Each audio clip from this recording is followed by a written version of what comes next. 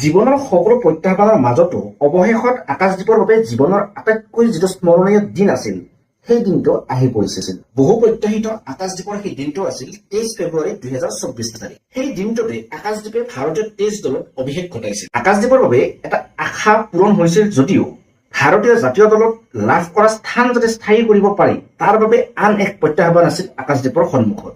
নিজৰ লক্ষ্য আৰু উদ্দেশ্যত অটল থকা আকাশদ্বীপে নিজৰ স্থান ভাৰতীয় দলত স্থায়ী কৰাৰ বাবে চেষ্টা অব্যাহত আজিও ৰাখিছে। প্ৰায় 8খন টেষ্ট মেচত ভাৰতীয় জাতীয় ক্ৰিকেট দলক প্ৰতিনিধিত্ব কৰাৰ পিছতেই নিজৰ যি প্ৰভাৱ সেই প্ৰভাৱ কিন্তু সকলোৰে সন্মুখত প্ৰতিফলিত কৰিবলৈ সক্ষম হৈছিল আকাশদ্বীপে। 2 জুলাই 2025 তাৰিখৰ পৰা ইংলেণ্ডৰ বাৰ্মিংহামত অনুষ্ঠিত হোৱা শৃংখলাৰ দ্বিতীয়খন টেষ্ট মেচত আকাশদ্বীপে ভাৰতৰ হৈ প্ৰথম ইনিংছত 4টা আৰু দ্বিতীয় ইনিংছত 6টা উইকেট দখল কৰি টেষ্ট মেচখনত সৰ্বমুঠ 10টা উইকেট লাভ কৰিবলৈ সক্ষম হয়। আকাশদ্বীপে এই প্ৰদৰ্শনৰ জৰিয়তে প্ৰতিগৰাকী ক্ৰিকেট অনুৰাগীৰ সমান্তৰালকৈ ক্ৰিকেট বিশ্লেষক আৰু সমালোচকসকলৰো দৃষ্টি আকৰ্ষণ কৰিবলৈ সক্ষম হয়।